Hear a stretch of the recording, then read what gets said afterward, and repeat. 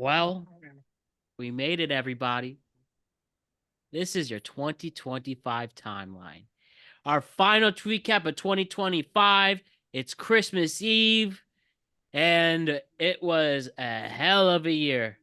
And it's time for us to sit back, relax, and reflect on everything major that happened across sports, news, entertainment, and culture in 2025. Here's Productive Conversations 2025 timeline. In this show, we're going to go from January to December and talk about all the major stories across sports, news, entertainment, and culture. The significant events, we have a discussion about it, and we reflect on now. This is our fourth timeline. How about that? We've done 21, 22, 23, 24, 25. And very lucky to say that we've done that. So let's keep the tradition going. It's me, Ryan, and Jose to do that. What's up, gentlemen? What's up? How's it going, everybody? What's up, people? Very happy to have both of you here. Very happy to have everybody join us for this. So let's get to it. And before we do it, I just want to remind you to like and subscribe to the Productive Conversations podcast on all podcast platforms and YouTube.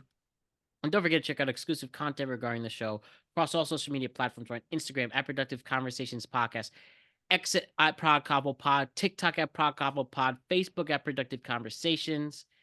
And also check us out on YouTube at Productive Conversations and everywhere you could get your podcasts. Spotify, Apple, iHeart, Amazon, you know the deal. And yeah, in just a week to go in 2025. My first question to you both: what did you think of the year? And it's so good that we're here. It was definitely a year. We're gonna get into that, right? With a lot of stuff happened. Some good, some bad, some just downright strange. But this is the first year in a while where I am very much still looking forward to next year and to getting out of this year. So I wouldn't say, oh, this was a great year, but this year was a fine year. I feel like recently they've all been like, I can't wait for this year to end. And this year I'm like, this year was fine. Wasn't my favorite. There have been worse. It feels like just a regular old year, which is progress in my opinion. Because from Definitely like take that. 2020 onward until this year, every year has been like, please, let's just get out of this year. Yeah, I'm excited to get on the other side of the 2020s now. hmm What about you, Jose? What do you think about 2025? It was bland. It was whatever. Nothing too crazy. No, it was pretty boring. Honestly, that's a blessing to have a boring year. That has You'll happened. So I take guess that. it's bland. Yeah. Well, yeah, same like everybody else had your ups and downs in 2025, but definitely feel a lot wiser and stronger mentally, emotionally, and physically than we were 12 months ago. So, why don't we talk about what was going on in the world as we were getting so much personal growth and character development, if you will? So, let's do it. January to December, right now. Here's our productive conversation of 2025. Here's our timeline. So I will list off the month and date, and we'll talk about that significant event and break it all down for you and reflect and get ready for 2026. And I'll tell you something, guys. I'll go on the record now. I'm excited for 2026. Country turns 250 years old. We're gonna have the World Cup in our continent. Again, we're another year older and wiser. It's my personal champagne year. I learned this phenomenon. You ever heard of that? The Oh, year what does of the that day mean? you're actually born. So your champagne year, Ryan, you're the 21st, 27 of March, 27th, right? yeah. So your champagne year already passed at 27 years old. Jose, Oh, got you. All right, got you. you're the Yeah. 3rd of July, 5th of I'm July, on the 6th Sixth July. of Come on. July, 6th of July. See, same thing. Mm. So you already had that champagne year a while ago, and this is my champagne year. 31 years old to 31 in a week. So let's make the most of it. What happened during my 30th year is the question as we get ready for a new one. But I don't know. Like I said, I don't know about you guys. I'm excited for 2026. A lot of people seem to be on Twitter all hyped. So hopefully that's either actually going to happen and we manifest it or a horrendous jinx. Let's focus on the manifestation part of it. But but we have to at least relax and talk about what happened in 25. So we'll do that right now. So let's start with January 6th, 2025. That was the day Raw's Netflix debuted. And the significant parts, obviously, we'll start with wrestling here. Wrestling goes to a major global audience. Goes on a major. Wrestling goes on a major global platform, enhance the audience more. Netflix themselves makes the decision to do a weekly live broadcast once and for all. And we kicked off one of the worst eras in wrestling right now as we are currently experiencing it. When Raw as Netflix started, when we had our tweet cap then, who would have thought how much disdain, at least I personally would have for wrestling? I don't know about you two, or I should say, to be fair, to the WWE, not wrestling as a whole. But shit went down. We saw they were in Los Angeles. Punk and Seth Rollins fought. I already forgot. Triple H made a stupid speech. The Rock let us know that he's throwing in the white towel. And yeah, we're here now. We have a couple wrestling things, but that started off a year of Did the you miss mid. the biggest news of that coming out of that night was Hogan getting booed? Yeah, that his last personal That's experience. crazy. Yeah. Wasn't it like Then his he last show? died. Yeah, then he died. Yeah, I mean not right after, but Right. that's this year. I mean that's I hadn't even thought of that. Yeah. Yeah. I mean, I I was excited for the prospect of wrestling on Netflix again. Wrestling has been on Netflix before, not live, but it has been. So I was excited for the prospect to see how it did. Um, I don't think it's really done anything special. It's bad, but bad. It's been fine. It's usually trending on Tuesday, right? So it's got people watching, and then, Netflix, because of the success of Raw, was able to do a spin-off with the Unreal series or whatever, which also I think did fairly well. I know non-wrestling fans talked to me about Unreal, which was an utter shock to me that would be the case. So kudos to Matt, who, by the way, predicted that would be the case. What was that one more time? I was just getting The putting some Unreal on. or whatever, the backstage Oh thing, yeah. I was confident that nobody would give a crap about backstage wrestling. Like no non-wrestling fan would care, but that was wrong. Most of the people that I know who talked to me about it were non-wrestling fans. Um, it also did a lot, I will say, to set up something we'll talk about later. But yeah, in general, it was fine. The company had a bad year, but January 6th was not the start of it. I mean, it was in a way, but not really. You'd be lying if you said you watched the January 6th episode and knew just how boring professional wrestling would be, or WWE. Well, I mean, all professional wrestling, if we're being completely fair, would be by the end of 2025, with really only a few standout moments across the whole industry. So yeah, I would say fine episode, a little bland because it was, mostly just people talking about how great it was to be on Netflix, but not the worst thing they did all year. Nope. But yeah, and I saw that they are gonna do another one of Unreal in January, I think. I saw there was a trailer for it featuring Pat McAfee, who's no longer with the company, and Ugh. R-Truth, and a bunch of Is others. Pat really not with the company anymore? I don't know. Well, we don't see him Well, anymore. I guess he's. technically, I mean, he's he'll because get of his the. paycheck. And It's since WWE's or at least Triple H doesn't know about virality, let me just put his face on, and everybody go crazy. But that's another story. But sorry, well, you were saying, Jose? you also heard, well, he's not on because of the he does the fucking college football bullshit. Yeah.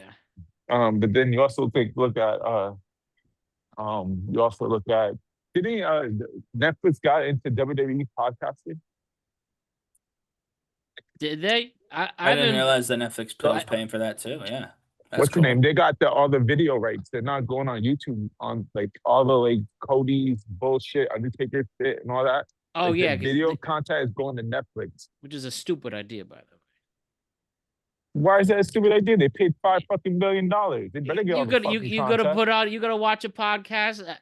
Just people. I mean, most people People listen do to it. podcasts on the go, unless there's like a major episode. Not a lot of people sit for the hour and a half. As though we would like it, of course, we want to be part of that too. But I don't know. I just don't know if a large demographic actually will sit unless they put it as the ambiance, the Netflix pod. Right. So that's just my gripe with that. But we'll see. I'll be happy to be wrong on that one because it affects our industry too. But I just don't know. We'll see that. There's some Barstool pods going to be exclusively to Netflix on video rights. I don't know if they're going to make the video. If you can hear the audio on it on your phone, then maybe there's a better chance of that. So I don't know. I just haven't really. I mean, I been know. following So I know that. I'll get into it next Spotify's week. doing the opposite, right? Like Spotify obviously is a audio first medium, but you can now host video content That's right. entirely on Spotify. You could watch an entire music video now, which is awesome. You can watch a whole podcast too. Yeah, they have those too. Yeah. And you can actually listen to it while the video is on. Yep. So I don't know. Or, So I yeah. guess people are trying to figure that out for the industry. But Yeah, that's a so good thing. we'll see. Well, unfortunately, the day after, though, we had our first major story of 2025. The Southern California wildfires took place, pretty much annihilating out in Los Angeles County, specifically in the Palisades and Eaton. Over 23,000 acres were burned to the ground. And over in the Palisades, 40,000 acres in the Eaton area of Los Angeles. A lot of people lost their homes. A lot of people displaced. It was pretty wild, and they put the Governor Newsom on blast with that, seeing how he handled it. And still, I think even all these months later, they're still unfortunately experiencing the effects of those wildfires. I was going to say, and one small bit of solace is that nothing bad happened in Los Angeles the rest of the year, which of course is a joke. Los Angeles, from the very beginning of the year, was literally on fire, and somehow the rest of the year only got worse for that city. Yeah, I mean, those fires were definitely, well, one, obviously a very early viral news story that you have to cover, but also it kind of set the tone, in my opinion, for what was going to be a very fiery year, to lack of a better, term, bad pun. Like, people immediately started yelling at each other about a fire. You know what I mean? People were blaming one another almost instantaneously. The fires weren't even out before people were trying to blame someone they disliked. And that's both sides, by the way. That's not just, I mean, predominantly, yes, it was president-elect at the time, Donald Trump and his people, and Governor Gavin Newsom. But the other side was doing the same thing. Who did this with the water? Who let the water out into the ocean? All this nonsense, right? Instantly, we forgot about people literally losing their houses, some of them losing their lives, and went to how can we make this about a person I don't like being bad? And we kept that energy as America for most of 2025, which isn't good. I would say it's bad, but it's true. I will say, to Matt's point, they're still trying to recover from these fires in some cases. So hopefully next year they do, and it's not like a Hawaii situation where, years on and they're still recovering. But yeah, I mean, no joke. And honestly, the more we've learned now, a year just about removed, is that we have to take seriously the changing, the way that we're changing weather patterns, and the way that the winds are changing, the way that the forests are different now. Like, we have to pay And the attention to those insurance things. companies too. Oh, And well, all we talked that about, stuff. yeah, we talked about them a lot last year and this year, because they've been horrible across every single, Industry. every single industry. But I'm actually having my own battle with my car insurance right now. Really? Yeah, horrible, horrible stuff. But anyway, yes, we've learned that insurance may in fact be the worst Who's the Scam. insurance company? Who's my current one? Yeah. Shouldn't say that in the middle of me trying to get a better deal. But if it doesn't work out, I'll tell you. But if it Uh, works out, I don't want to tell you. Because if they give me what I want, I'm not going to be mad at them. I mean, I will, but quietly, separately.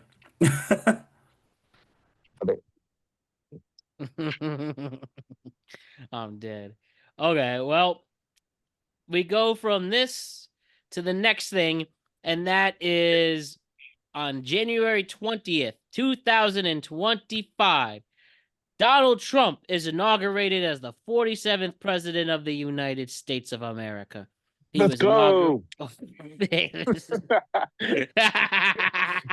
He was inaugurated in Washington, D.C. Trump became only the second United States president to serve non-consecutive terms. And this is marked his return to the White House after losing re-election and later winning it again. And since then, things have been smooth. That's right. Said no one ever. No problems. This went even better than it did for Grover Cleveland, some are saying. Who's by the way, for those of you history nerds who do listen, there's at least 3 of you, I'm sure.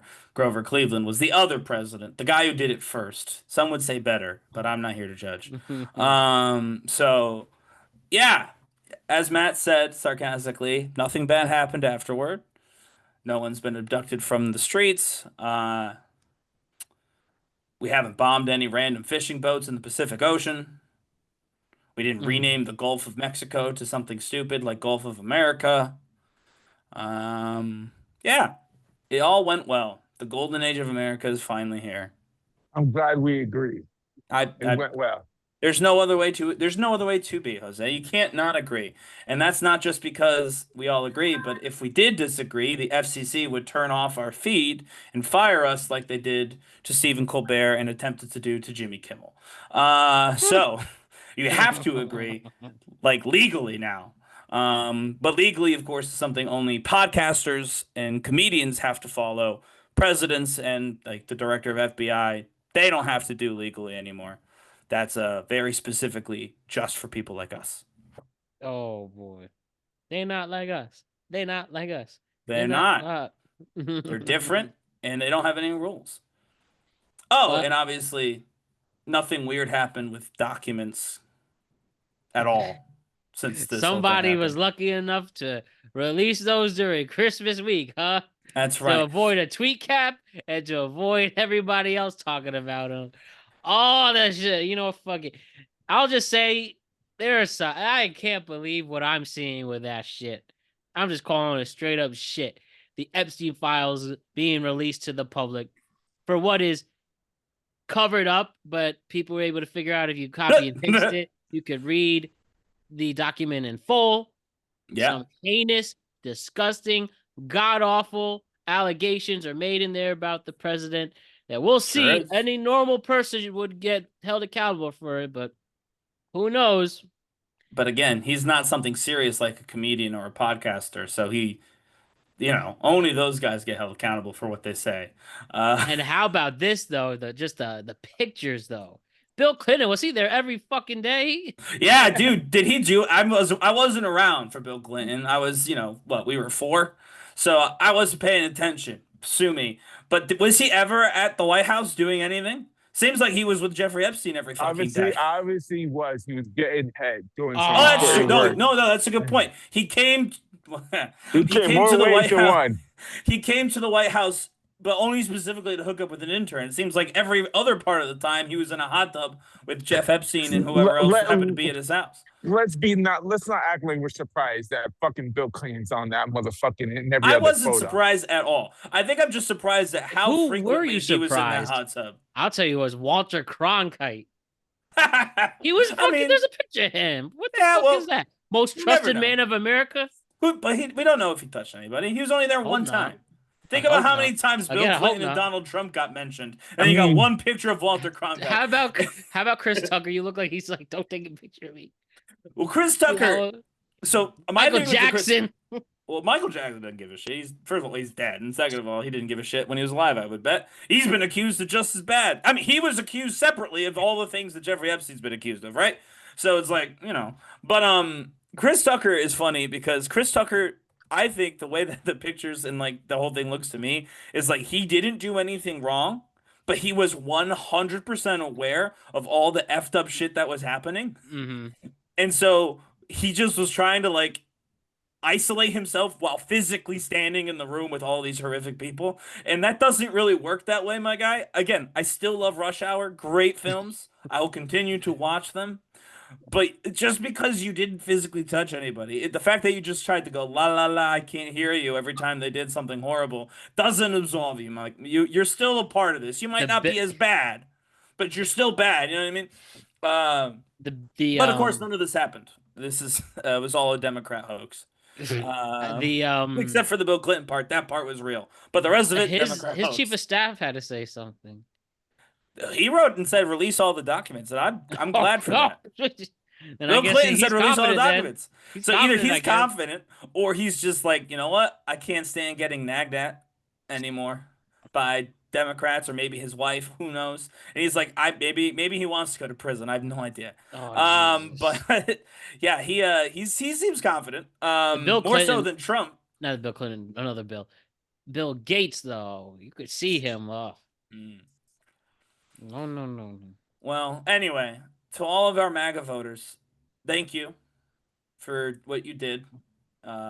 Thank you for giving us this beautiful, beautiful redacted story. You're welcome. You're welcome. No, it's okay. And when the time is up, whoever comes in next, it's important that you know now and then later that you voted for a pedophile, and that's that. But nothing will change that. You did do that. He made American great again, Ryan. He made American great. He did something, mostly with children, and that's what you voted for. So congratulations. Moving on. Again, all right. Now I'm ready for 26. Hey, let's get moving on. 2026, we getting those little $2,000 checks. All right, he's forgiving. All right, moving on. Just a couple weeks later, we had the biggest trade, arguably in NBA history. Luka Doncic gets traded from the Dallas Mavericks to the Los Angeles Lakers for Anthony Davis and some other players. To a point, so many instant reaction podcasts were made that night. Luka was the face of the Mavs, not anymore. Nico Harrison becomes an infamous GM out of it. He lasts up until last month, gets fired. Absolute shock. So many conspiracies. It led to the Lakers making it to the first round and lose. And the Mavs got in the first round and lost too. And yeah, we'll see where this ultimately goes. But I mean, clearly that changed the NBA. That flipped everything upside down. And we'll see if the Lakers could go far with Luka, because it's pretty much Luka's team. And still LeBron's there, but LeBron's on his way out, clearly. But and then we'll see if the Mavs, what their future is going to be. Will they even be in Dallas in a few years after this? That's crazy stuff going on that. Is that really even a thought, even though they have a casino and a hotel right next door? It sure is a thought, Jose, which is why I feel like if I'm Mark Cuban, I'm getting ready to sue everyone. Because my casino in Dallas is about to become absolutely worthless when the Mavs move to anywhere else. Vegas. But time will tell with that. And yeah, I can't believe still Luka's a Laker, but I guess we're used to it at this point now. Yeah, I mean, and he is the face of that. I mean, obviously, again, LeBron's still there, but as you point out, he's clearly the post-LeBron future for the Lakers, which is kind of cool to have, one guy come. I mean, Luka's not coming in. Luka is here, right? And LeBron's on the way out. So it's not quite like the future and the past meeting up as a whatever, but it's pretty close. You know what I mean? That's right. Then a week later, we had Super Bowl 59 taking place. This Super Bowl was in New Orleans. Mm-hmm. We had the Philadelphia Eagles win Super Bowl 59 over the Kansas City Chiefs by a score of 40-22. The win prevented the Chiefs from completing the historic three-peat. Eagles jumped out to an early lead and controlled that whole game from there. Dominant performances on both sides of the ball, and the Chiefs never fully recovered after falling behind. And pretty much that game was won after the Cooper DeJean pick 6 over Mahomes. And yeah, also that night. Oh, well, first talk about the game, though. Let's talk about the game first and then the halftime show. But for the game. Now, just about a year later, Eagles are going to be returning as the NFC East division winners, but they're definitely not as strong as they were last year. Injury problems, people underperforming, but are still able to win the division, mainly because the rest of the division's a mess, and they're the least mess, even though they are a big mess anyways. The Chiefs will not be in the playoffs this year. I exploded, yeah. And so I hope everybody's excited. I think the third string quarterback on Christmas Day. I think Kelce is going to be there, I guess, which will be his last home game, probably, unless he comes back. But he ain't coming back. Then, no, I don't think so either. But Patrick Mahomes tears his ACL, and just tore his ACL a couple weeks ago. And honestly, I think the Chiefs should rebuild next year, gut it and start rebuilding. Lose these next 2 games. They could get like the 11th overall pick and get ready for a new regime.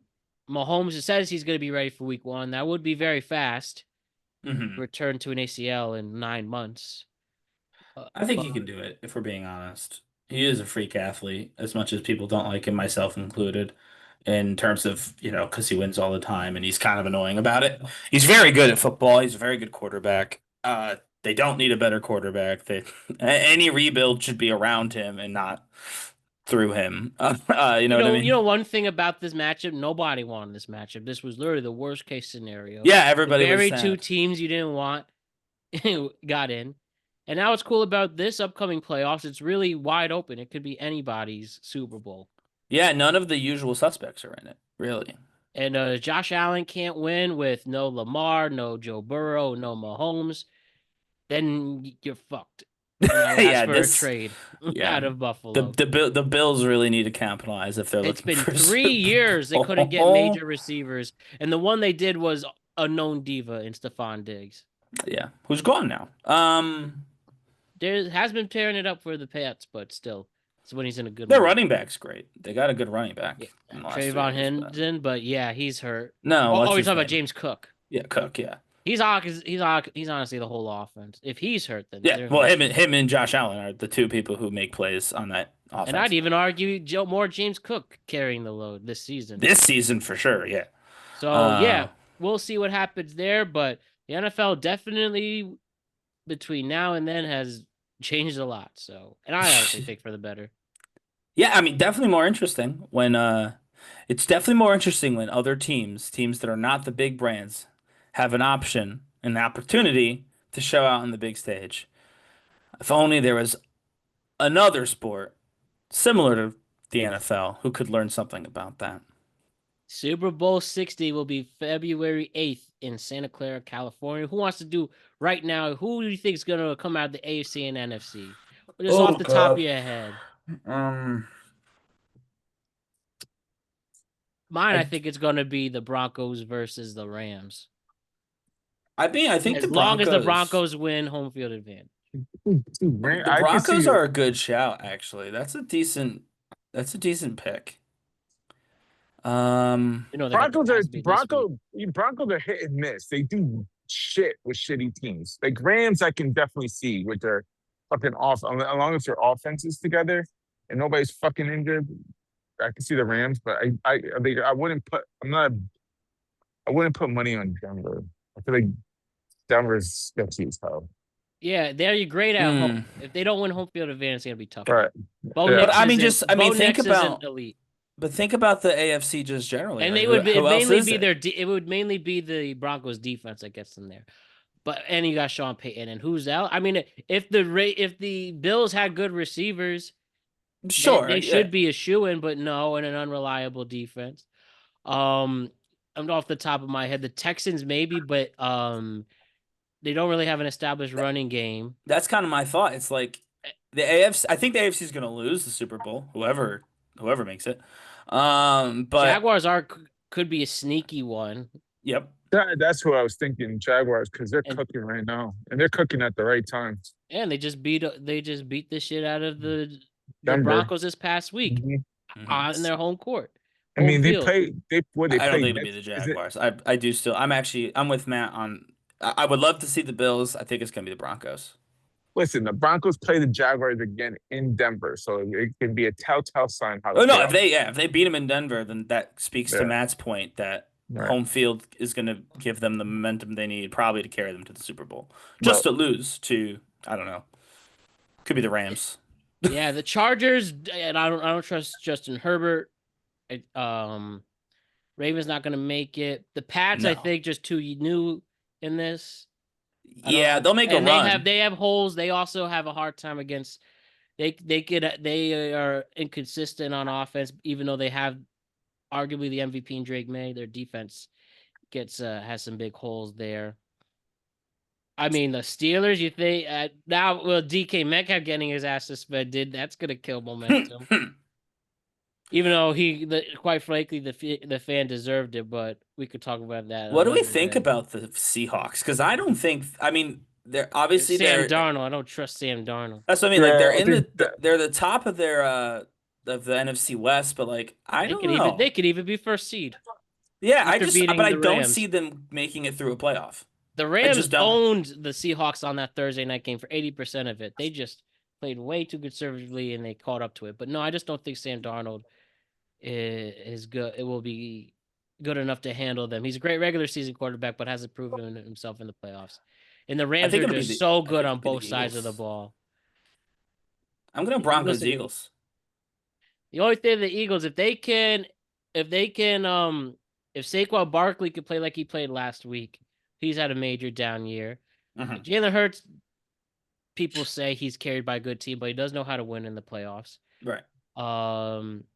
And if he bothers throwing the ball to AJ Brown, yeah, honestly, it's not that out of the question for them to come back. But I think the Rams are going to be in. The Rams almost beat him at home in the snow last playoff, so I think this is their time. Even with who I love Puka, but he's turning into a little punk. He will be the difference maker there. I will say though, and Matthew Stafford with an underrated season. I mean, his underrated. I think is severely underrated because he's playing like he's literally turned back the clock. But I would say the Bears are my sentimental favorite. I would love to see the Bears make the Super Bowl. So if you're asking me who I want to see, it'll be Bills versus Bears. But You're getting better. That'd be a lot of fun for both so much fan fun. bases. But I do think it'll end up being, like I said, Broncos Eagles. That's my actual prediction here. Okay, lock it in. You say Broncos. You said Broncos, Eagles. I say Rams and Broncos. Jose says Jaguars and Rams. I think all would be good matchups and fun to watch. All right. And honestly, I was gonna say San Francisco, if they weren't so injured this year. It's amazing how far they've come with all their injuries. It's like every week. Shanahan's great, a really great coach. He just needs to win that Super Bowl to solidify his Hall of Fame status. Every freaking week. Like, I had so many of them in fantasy, and I can never play anybody because they're always injured. Yeah. Brock Purdy, great system quarterback, 5 touchdowns yesterday. And the Colts, they're out of the playoffs now. They lost 5 in a row. They were like what a collapse. Momentum favorites to maybe even like make a deep playoff run. And now they're just not going to be in the playoffs. Football's a cruel sport like that. Good for Daniel Jones though. We'll see if he comes back next year. He proved a point whether he comes back to that team or not. So, just about a month later, back to wrestling in Toronto, Canada, we had the infamous heel turn of John Cena. After elimination, he wins Elimination Chamber, his opportunity to fight for the championship at WrestleMania. We have The Rock and Travis Scott pull up now for some reason. And John Cena was happy, and then he saw The Rock and he got mad. He kicks Cody Rhodes in the balls, and that started an underwhelming heel turn. Though we will admit that moment was great, even if it was solely for virality. It still was significant at the moment, even though history will not be kind to that heel turn. And this ultimately kicked off. This really set the tone for his underwhelming heel run. Though a few brilliant moments for Cena in 2025, especially the AJ Styles match and the Cody 2 at SummerSlam. But this and WrestleMania leads to a horrendous this leads to multiple horrendous WrestleMania. Sorry, this leads to multiple horrendous wrestling moments. Yeah, well, you know what they say. They say fiend, fiend, fiend, fiend, fiend, fiend, fiend. Hate that song now because of this heel turn. This could have been cool. And I think that they toyed with ways to make it cool. It didn't make sense.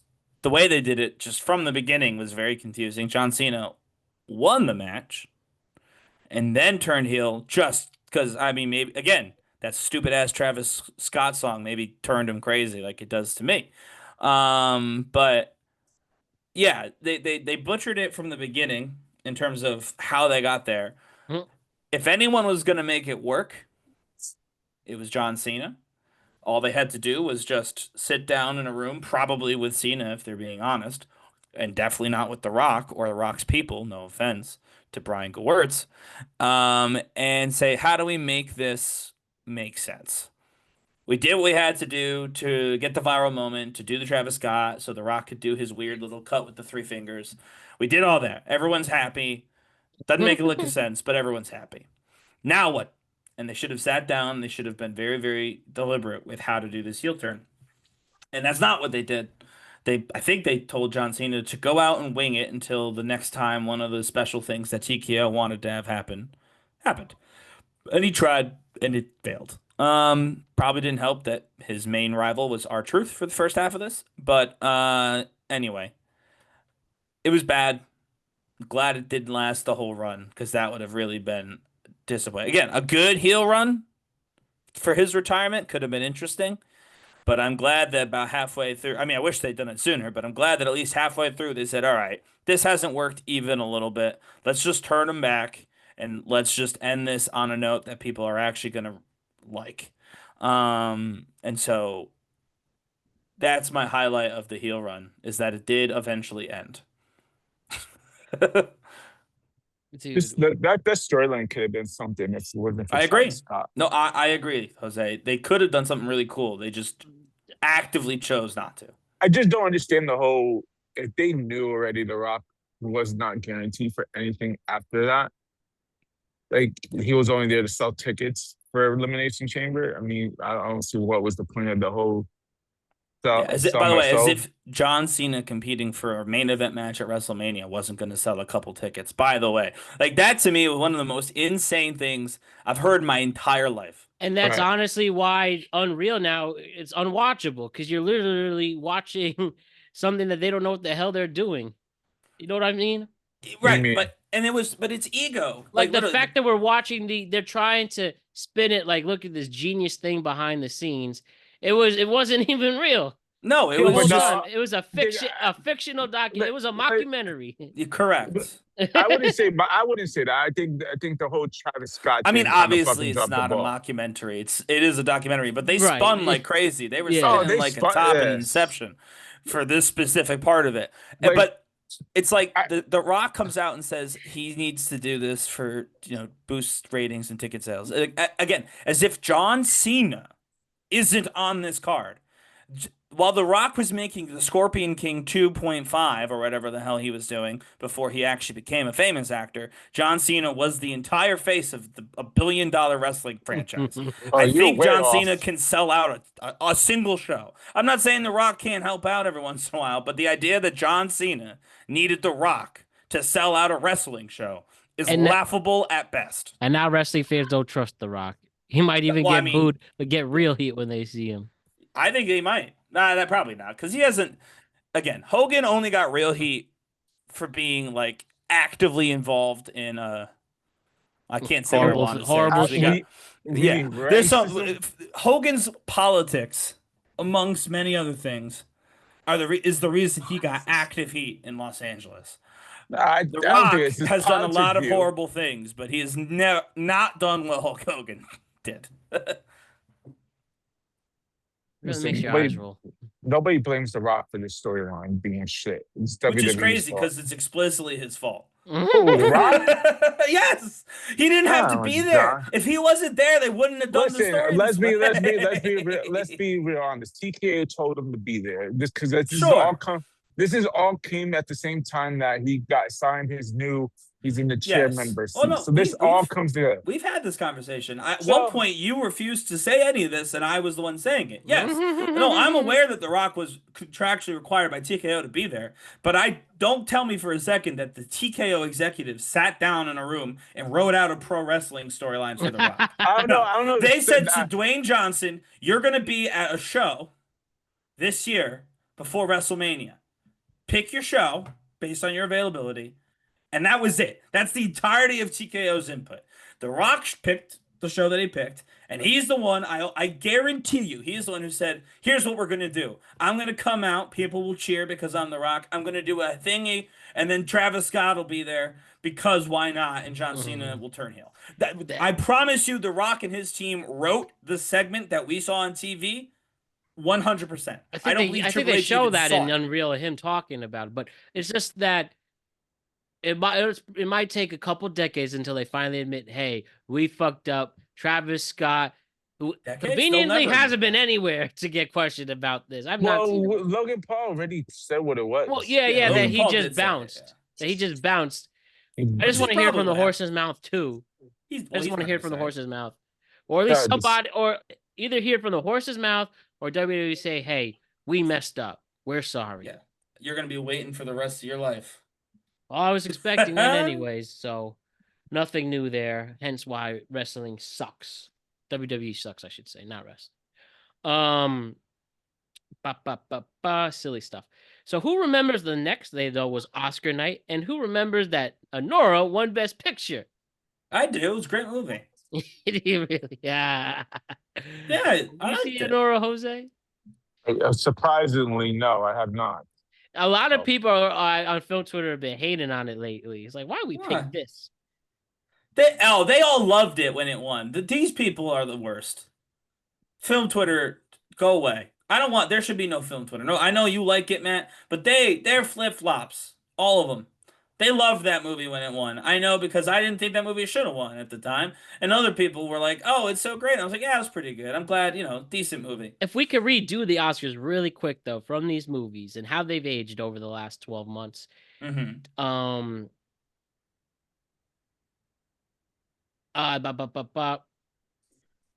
Sorry, I'm just pulling it up. We had Anora, The Brutalist, A Complete Unknown, Conclave, excuse me, Dune Part 2, Emilia Perez, I'm Still Here, Nickel Boys and the Substance, and Wicked. I mean, I liked the Conclave when it came out. I thought that he should win Best Actor for the Conclave, so I would still rate that very highly. The Brutalist, I think, factually has proven to be the wrong winner for anything it won. Ask a single person in real life if they've seen The Brutalist, and the answer Literally is no. one of the most boring movies of all time. It's like 6 hours long. There's an intermission, and all he does is build. He's a builder. He builds buildings. But Conan killed it as the host, if you remember, too, and he's coming back. Yeah, no, that's good. I like that part. But honestly, this was a hot take. I don't remember if I said this on our episode or not. Emilia Perez, that was more fun than The Brutalist. I enjoyed that more than The Brutalist because at least there was something happening in the damn movie. And I love myself a good talking movie, okay? I'm not like that guy. I think it was Logan Paul who was like in Oppenheimer, like they're just talking. Like Oppenheimer is a great movie. I'm perfectly fine with a highbrow talking movie. The Brutalist wasn't a highbrow talking movie. It was just literally homeowners digest in a 3-hour film, 5-hour film. I don't even know how long it was. The Substance ended bad, but it was good otherwise. Mm-hmm. But no, I think Anora was the right choice, honestly. Now that I'm saying, or Conclave, which is my personal favorite. But I think if it wasn't Conclave, then I think Anora was the next best choice. Truly. And can I just say one thing? I meant to say this in our last minute with the Rock, just quickly as we stay on movies about campaigns and marketing. Obviously, Marty Supreme's Marty Supreme's press has been insane. Yeah. You know what's funny about that? It's an A24 movie. We talk about the Safdie brothers who did 2 separate movies for A24. Yeah. A24 is doing everything they can to make sure Marty Supreme becomes a big hit. The Smashing Machine, however, with the same brother, he got The Rock, and all he said was on the rock. Here's a ham sandwich, and here's $5. Marty Supreme, the guy's on the fucking Sphere and Empire State Building and selling merch, and everybody's going crazy. It's because The Rock believes with his whole heart that he's the most famous person on the planet. That's what Dwayne The Rock Johnson wakes up every day and believes truthfully that he's the most famous person alive today. I'm just letting you know. Whether you believe that with him or not, whether you think he believes that is not my concern. Whether he is that is not my concern. So you're saying that man wakes up every day and believes that. He thought that being The Rock was going to get people in seats. Correct. Who's more famous than The Rock? Messi and Ronaldo. I mean, yeah, there's like global stars, but honestly, in Hollywood, I mean, there's still people who are more famous than The Rock in Hollywood. It's looking like potentially Chalamet, but I'm saying, you got like DiCaprio, Tom Cruise, Brad Pitt. Tom Cruise is getting extra inspired by this. You saw his Dick Man movie? I can't wait for that next year. Yeah, there's plenty of famous A-lister actors who are more famous than The Rock. I mean, no offense to The Rock. Again, he is very famous, too. I do want to make that clear. It's not like I'm saying no one knows who The Rock is. Obviously, he's a very famous man. But he wakes up every day and believes he's the most famous man that's ever been. Or at least is currently, right? And that's why he thought the movie would do well. He thought everyone would want to see a movie starring The Rock because it's a movie starring The Rock. And it's a serious movie. I think he thought that the reason the other ones didn't do as well is because they were not serious films. They were, children's films or, blockbusters, franchise pieces, etc. And so he's like, this is a real movie with a real director from a real production company, and I am The Rock. He thought that that was literally a recipe for printing gold, be it actual money or, awards and nominations. And I don't know that he'll get any of that from that movie. Yeah, so he got a Golden Globe, didn't he? Yeah, no, that's true. So he got gold. They give everybody a Golden Globe nomination. Well, they never gave The Rock one before, so that's a fair point. Jumanji 2 and The Tooth Fairy did not get Golden Globe nominations. Yeah, thank you, Brian. So no, that's forward progress, right? That's right. It's exactly. It wasn't a first down, but now it's second and long. There you go. So there you go. That means you still got 2 more tries, Dwayne. Yeah, fuck Timothy. Well, I don't know that we have to be mad at Chalamet. I don't think The Rock is gonna get an Oscar nomination. No, I don't think so either. The new favorite, though, Jose, if you feel better, is Ethan Hawke to actually win the Best Actor Oscar. Oh, he deserved it for Phones 2. Black Phones 2. Black Phone 2. I kind of forgot he was in that movie. That's not the one he's getting nominated for, but we know what he's really getting nominated for, and it is the phone movie. That's the one everybody saw. Yeah, that's the only thing. That's the only thing everybody saw. Yeah, everybody saw that one. So Ryan, speaking of Conclave, just 2 months after that, on May 8th, after the death of Pope Francis, the Papal Conclave elects American Cardinal Robert Francis Prevost as Pope Leo XIV, the first pope from the United States. Yep. Now we're here. We are here. Selfishly, if I were the people who made Conclave, you were hoping for maybe a couple of months earlier to go ahead and get that promotion going. But no, to be serious, because I know I have to be serious. I'm the only one who will be about the Pope. He got the truth. I think that I'll be candid. I was definitely, I mean, still am. Everyone's always in a weird spot when it comes to their beliefs, whatever. Your beliefs are always changing and always evolving. And I do genuinely believe that. I mean, I was utterly shocked when they said who the new pope was going to be, and I do believe it actually very much did deeply impact me that this was an American, especially an American in 2025. This would be a long episode if we talked about it in any more detail. So we're not going to do it. But yeah, I was as a Catholic and as an American, I was honored and touched that that was what happened. And as a Catholic and as an American, I can say that I'm glad for how he's handled the papacy so far.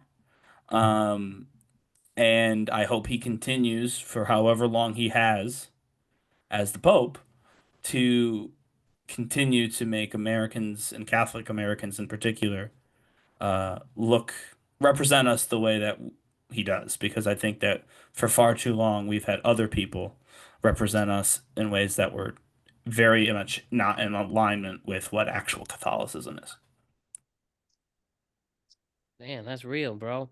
What do you think about that, Jose? Well, after what Ryan fucking said, I can't really make a fucking joke about it now. I mean, you can make it. That's why I would say. That's why I was serious. So if you want to make a joke, you can. Ryan, you ruined every fucking thing. God Oh damn. goodness. Well, if you want to make a joke about the Pope, you should. Well, at least hopefully this Pope ain't touching anything he shouldn't be touching. You know what I mean? I mean, so far that's not been a problem, right? So that's good. Last Pope didn't either. So we've had a good string now of popes who didn't touch anybody, and I think we'll continue. Oh, also R.I.P. Pope Francis.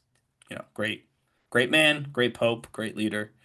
Well, already still sorely missed, even as much as I like the new Pope. Oh, come on, Ryan. You're not gonna miss that guy for not 1 second. Pope Francis? Yeah, Pope that's Francis. your boy. He's literally. I just said he did die and he is missed. I don't know any other way to say that. Do you really miss him? Do you light a candle? Do you light a candle from when you go to church? No, I don't light a candle for it. I don't light a candle for my dad, who's also dead. So like, I just don't like candles. That doesn't mean I don't miss people. I have a candle right here. Well, there you go. You want to light that for Pope Francis? You should go ahead and do that. I don't like candles, but another time. Another time. All right. So, what's next? June 6th, 2025, we saw an escalated Twitter beef between Elon Musk and Donald Trump. A long-standing alliance crumbled to the ground. Musk had been a major supporter of Trump, spending big on his campaign, backing policy initiatives, and serving as a special advisor in the Trump administration's Department of Government Efficiency, DOGE. However, on June 6th, Musk publicly criticized Trump's signature legislative package on X, calling it, quote, a disgusting abomination.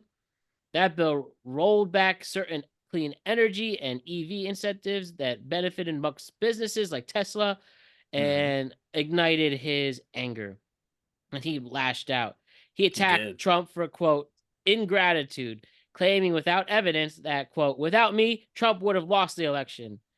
Shared old Trump tweets and implied the administration was hiding details about Trump's alleged ties to Jeffrey Epstein, I was talked about before, tweeting that Trump, quote, is in Epstein files, which he did call 6 months later.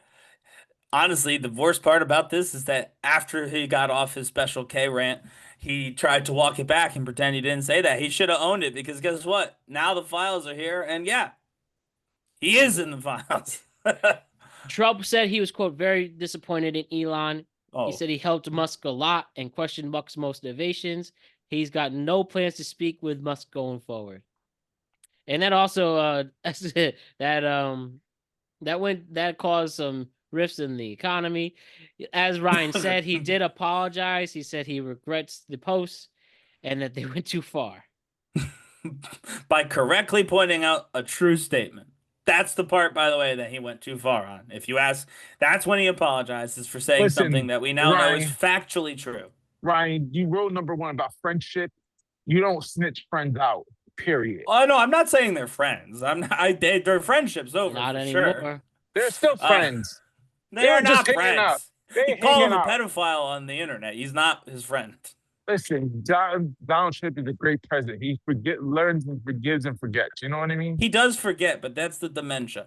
I will say he's definitely not friends with Elon Musk. Elon Musk has become almost apolitical.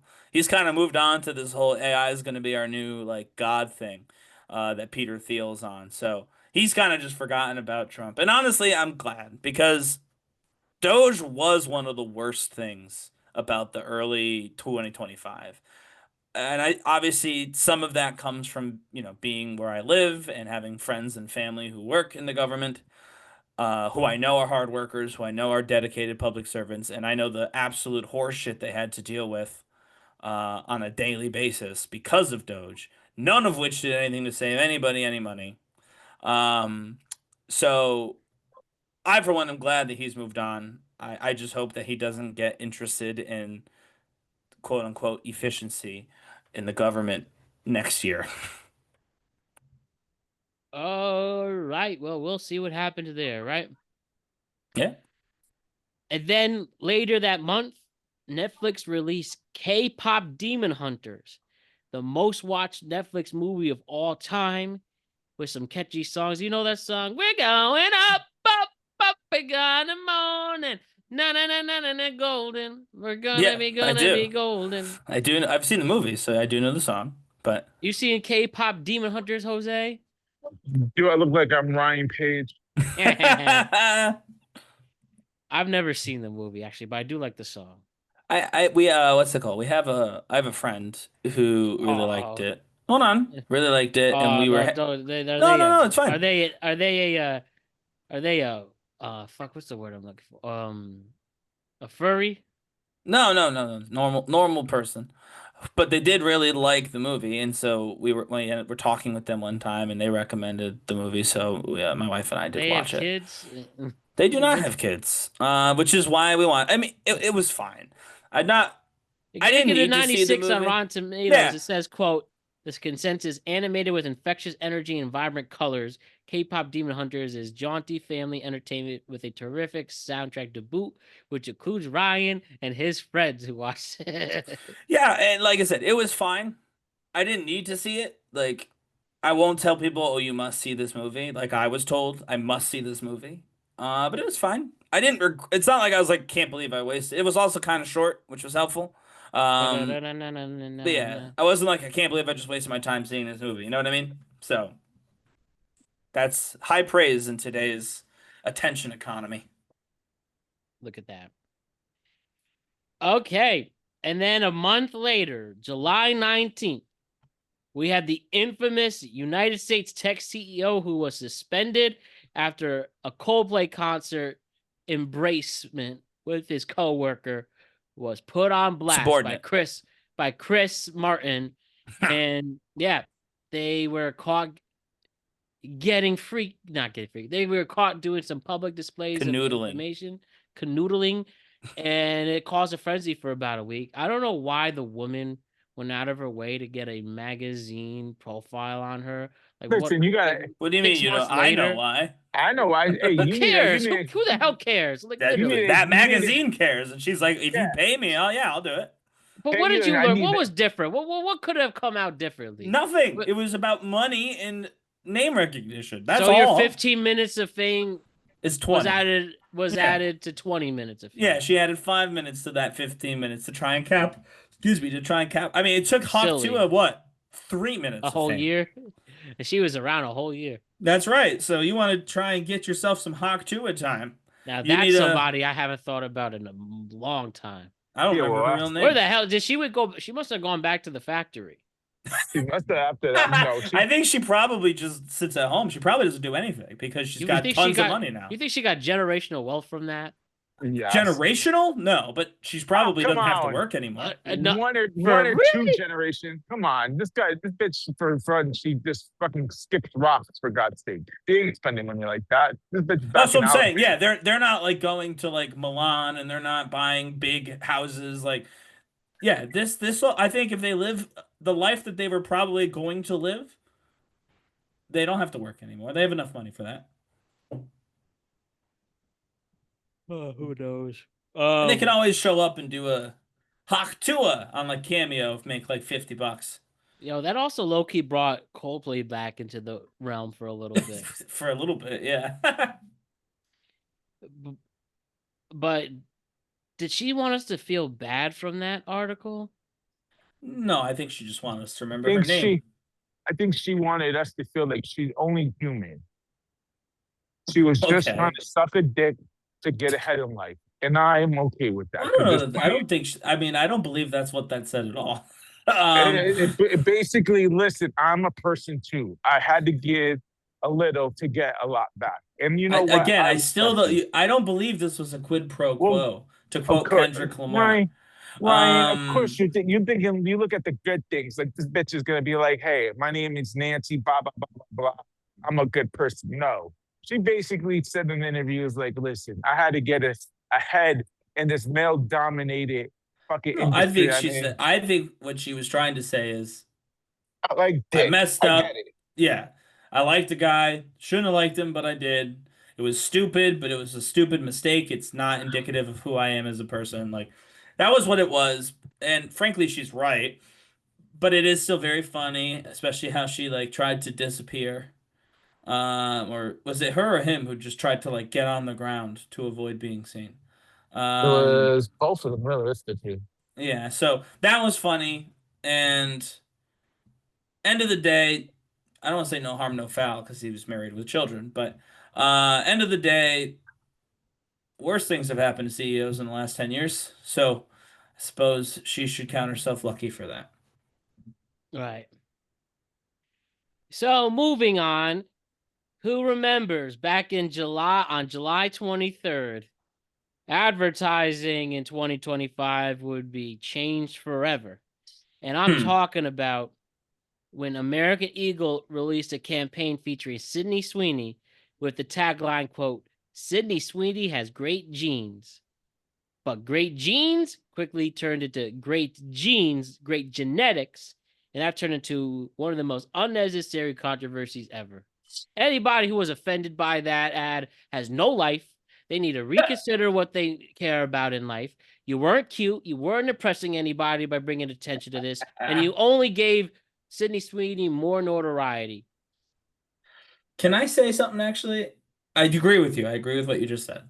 And I mean, when this happened, I said to people who were like actually offended, I said to people who were offended on this show that them being offended was silly. And I still stand by that. That being said, since this happened, right? Since this controversy, Sydney Sweeney has factually started to like appear more trad wifey, more like right wing internet personality. Like, she's slowly creeping in that direction. And I gotta be honest with you, if I had known that she was gonna start walking that way, I might have been a little bit quieter in my defense of her commercial. Do I think the commercial was meant to be that way? No. It was clearly meant to advertise blue jeans, like the ones you wear on your body. And it was clearly meant to highlight the fact that she looks very good in jeans. She's a conventionally very attractive person. But the fact that she took this controversy and then started like running with it, that was bad. I don't like it, Sydney, and I wish that you would stop. In an interview not too long ago that she did actually love the jeans, and her staying silent did widen the gap and create, more tension, if you will.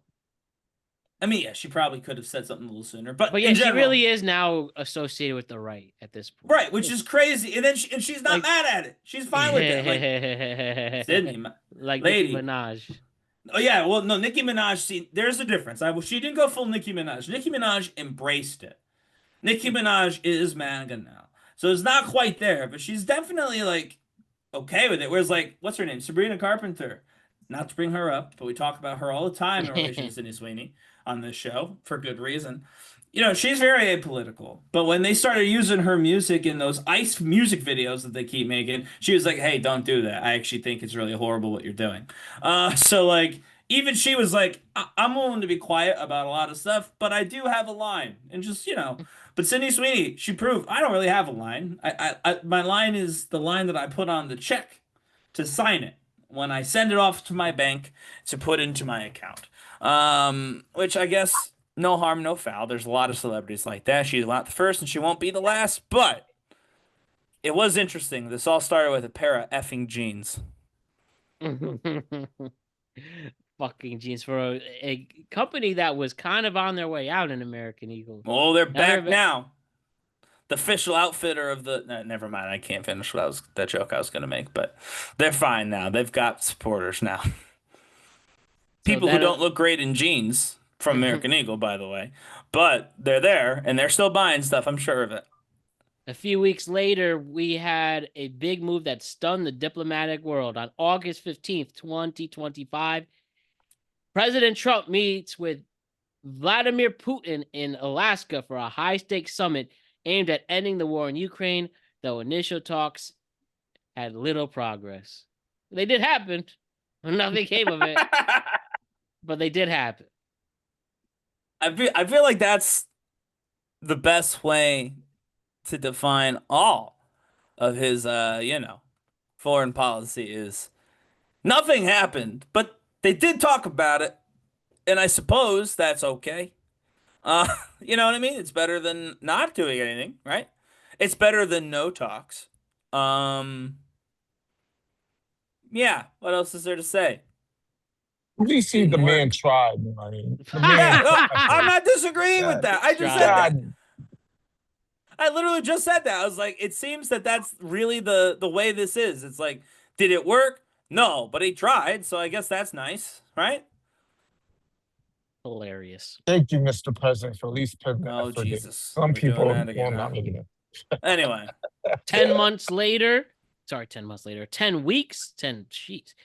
days later, on August 25th, pop icon Taylor Swift and future Hall of Famer Travis Kelce announced their engagement, sparking a global social media frenzy. And we talked about it earlier this month. They have the date and time planned and where they're going to get married. And I look forward to that wedding so we don't have to hear from either of them for a long time. It'll be fun.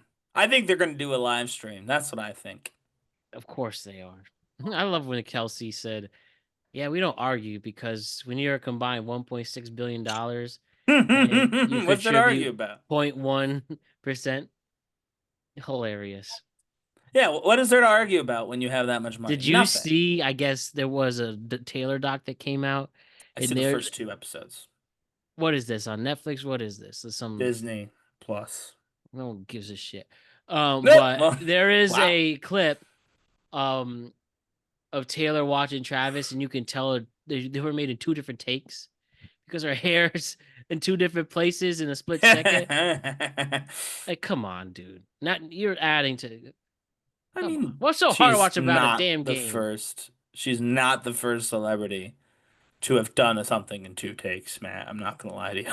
I know that, but I'm just like, well, again, I know you literally can fart and make a song if you're Taylor Swift, and Swifties will still love it.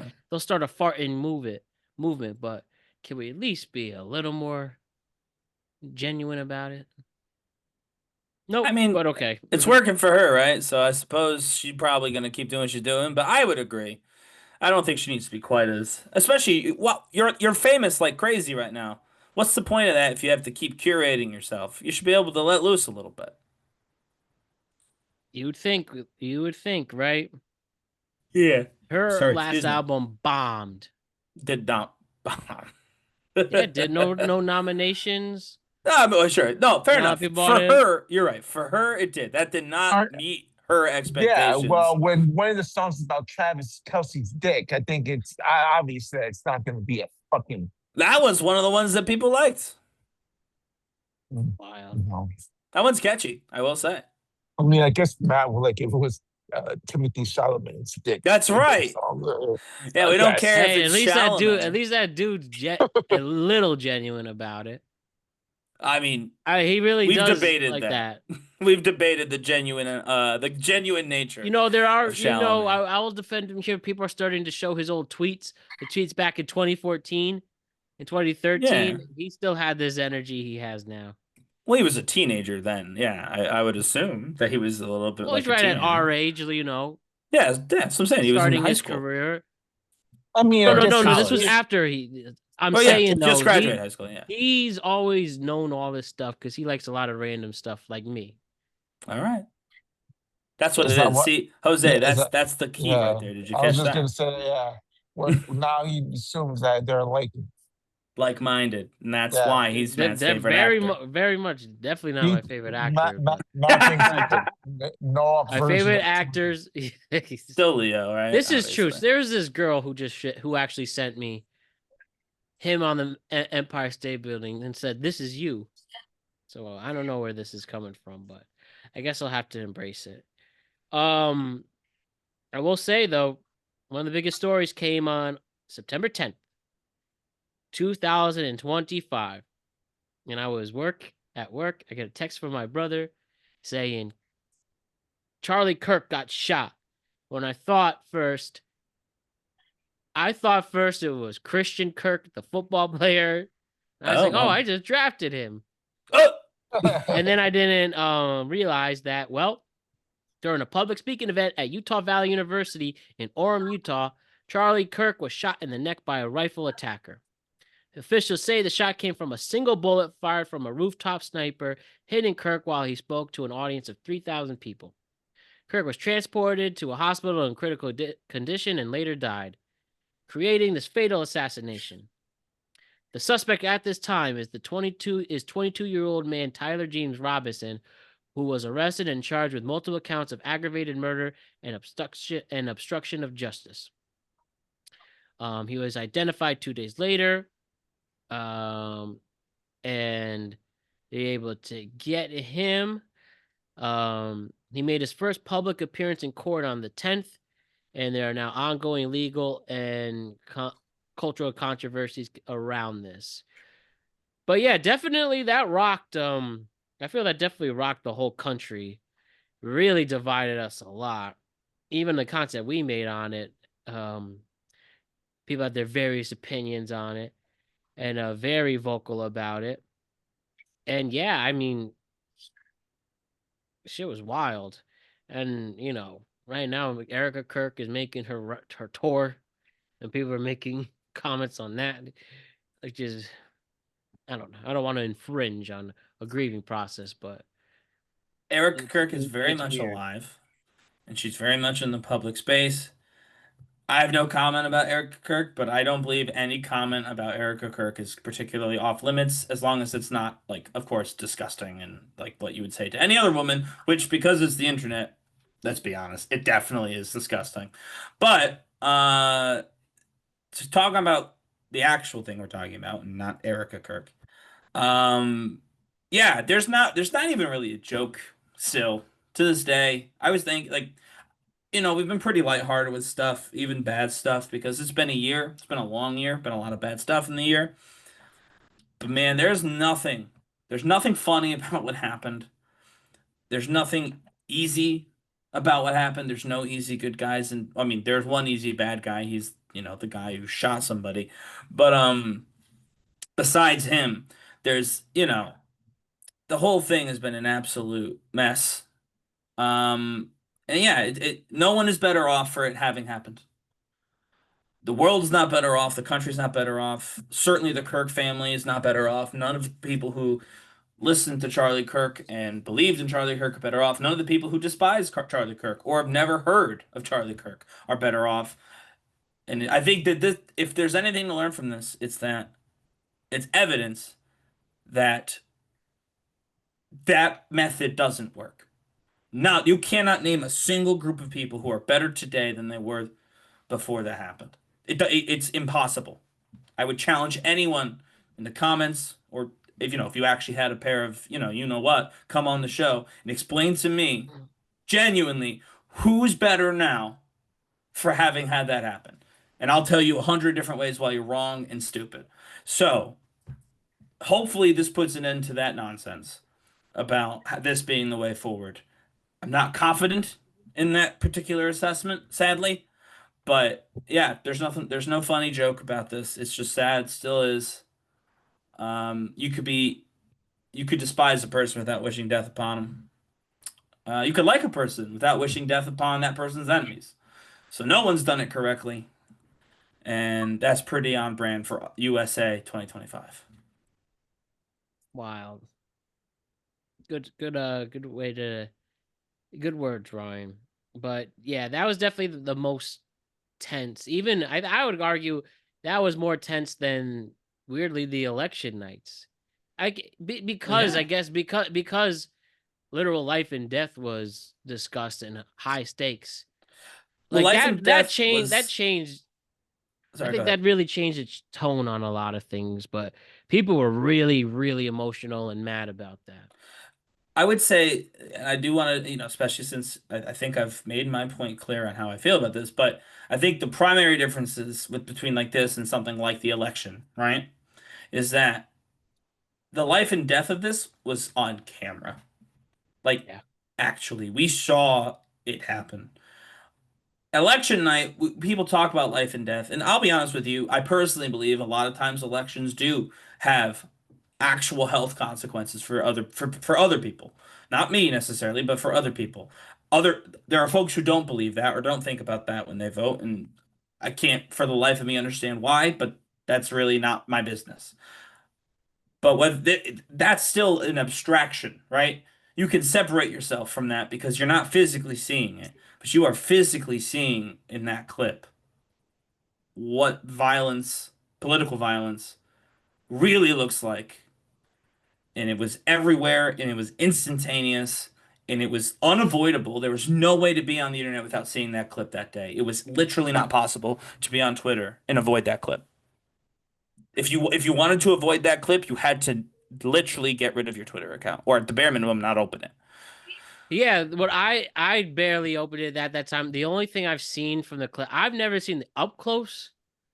Yeah, I've the seen far the away far one away is yeah. I mean, I've seen both, but because you see well, it's not Yeah. supposed to snap that way. yeah. And well, we will still see where this leads. Hopefully, it doesn't lead anywhere. Hopefully, it's an isolated tragedy, but we'll see. That's fine by me. Then a week later, relating to all of this, we had the Jimmy Kimmel suspension. Oh, So Jimmy Kimmel was suspended by ABC and Disney in mid-September 2025, specifically the 17th, after controversial comments he made during an episode about the assassination of Charlie Kirk. The suspension lasted 6 days before the show was reinstated. ABC and its parent company, Disney, pulled the show from the air, citing concerns about further inflaming a tense national moment following Kimmel's remarks. The decision was influenced by pressure from FCC officials and some local TV station owners who publicly objected to this commentary. The monologue that triggered the controversy suggested that, quote, the MAGA gang was trying to score political points from Charlie Kirk's death, and commentary on how political actors were responding, remarks many conservatives found offensive and insensitive. Kimmel later said he never intended to make light of Kirk's murder and offered condolences to Kirk's family when he returned to the air. What a wild time that was, he too. offered condolences before the monologue too on Twitter. I think that gets missed in a lot of this. Sorry, continue.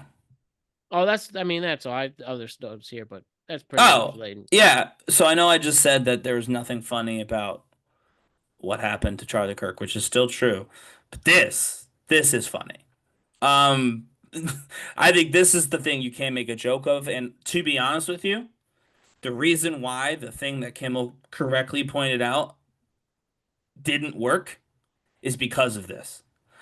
So kudos to Jimmy Kimmel for accidentally, putting out what could have been a really, really bad national moment where they were going to take advantage of a tragedy and turn it into some sort of, I can't say the historical analog I want, but read some World War II history, you'll know the one. Yeah, they overreached. Jimmy Kimmel didn't say anything wrong. He said it's weird that everybody in Charlie Kirk's life has immediately tried to capitalize on his death. That's true. They've all done it. Again, Erica Kirk is a public person. Every time she comes out on stage, this is true, has pyrotechnics. She comes out on a stage to talk about her late husband with pyrotechnics. We are wrestling fans. The three of us are all big wrestling fans. The WWE doesn't even give anyone but their biggest stars pyrotechnics. Erica Kirk has it at every stop on her effing tour. And by the way, she's on tour the first Christmas that she's not, that her kids are spending without their father. Obviously, grief is a strange thing. People can grieve however they choose to, but we are allowed to talk about public figures, so that's what we're doing. Mm-hmm. Jimmy Kimmel was right. He was publicly right. He didn't say anything particularly egregious, and he had already done the whole correct thing, which was you can't be violent in this country. That's not the productive way forward. We have to be able to talk about the things we disagree with, not just kill each other if we disagree. He said that. Then he made his monologue. They overreached. They wanted to try and crack down on free speech using Charlie Kirk's death and using the tragedy of his assassination, the tragedy that left 2 children without a father. They tried to use that to make sure none of us could do anything like this ever again, and it didn't work. One of the few positive moments in 2025 that came out of politics. It sucks that it had to do, on the tail end of a tragedy, but at least there was a silver lining. Is it put an end to the nonsense of censorship. And I don't know much about Charlie Kirk. I've disagreed with him mostly from what I do know, but everybody tells me he was a free speech absolutist. And if that's true, then I hope he'd be happy to know that the silver lining protected our free speech in a way that people close to him were not willing to do. There you go. Powerful words from Mr. Page. Okay. On the 19th, just 2 days later, the Gaza peace plan was introduced. The plan was announced by Trump on September 29th, 2025. All right. That's what I'm talking about. Donald Trump, guys. There's something good in this world. During a press conference at the White House alongside Israel Prime Minister Benjamin Netanyahu, it was signed on October 9th, coming into effect the following day, and endorsed by the United Nations Security Council, and that Israel and Gaza would have a ceasefire, which has been broken many times. That's right. 350 people have died since that ceasefire has been officially adopted by the UN. Listen, so once again, failure. It's not Netanyahu. This Ryan is Yahoo. Ryan, you're a Yahoo for not giving this guy. Donald Trump is one man. All right, he put it together. It ain't my fault. These other two people don't know what ceasefire means. Listen, Ryan. I didn't blame him for the ceasefire. Okay, that was not at all what I was doing. You're about to shit on him. If Donald Trump didn't I was correctly pointing out that on October 10th, they signed a ceasefire. The UN has said this is a good ceasefire, and now it is December 20-something, and 350 plus people have died in the region because of sustained bombing campaigns by, well, frankly, one of the two belligerents, which, of course, in this case is the nation of Israel. And honestly, I won't pretend to know what the other side of this fight is doing. I can't imagine it's good. Hasn't been good yet. So I have to assume Hamas is continuing to also be a problem since October 10th. So I'm not blaming the president. He can't possibly be in two places at once, and he's very busy starting a war with Venezuela. He can't possibly be expected to continue to end the war in the Middle East. But it is important to point out that it also, much like the talk in Alaska, didn't work. At least this time, though, to Jose's credit, he did get something written on paper that everybody technically signed. So that's good. Whereas in Alaska, he just talked to Putin and then let Putin leave, and then nothing happened. So I would say that of the two, the Alaska one was far less impactful and more embarrassing for Trump than actually getting this put together, actually getting the UN on board, and then just the two people involved signing it, and then going right back to fighting each other like they were doing before. Shit's crazy. And that then followed by more political headaches, if you will. October 1st, 2025, a legislation deadlock in Congress created for the fiscal year 2026. A legislative deadlock in Congress over the fiscal year 2026 budget led to a government shutdown that lasted 43 days, the longest government shutdown in United States history. Key points of contention including healthcare subsidies, border policy, and, quote, authoritarianism protests by certain senators. About 67,000 federal employees were furloughed. and over 730,000 worked without pay. And the resolution ended in November 2025 after a spending deal was reached that prohibited, quote, reduced enforced layoffs during the reopening period. National perks were partially closed. The SNAP food stamp benefits faced legal battles over suspensions, and over 16,000 flights were delayed during staffing strains. Oi, oi, oi. Guys, you know what's really great about this? What? We're here in 2025. We're talking about the year in review. And so much of this is about looking back over a very long year. But this story has the benefit of being looking back and looking forward. Because guess what happens on January 30th, 2026? I genuinely don't know. Tell us. The deal that they made that everyone thinks ended the shutdown It's gone again. turns We're back into at dust.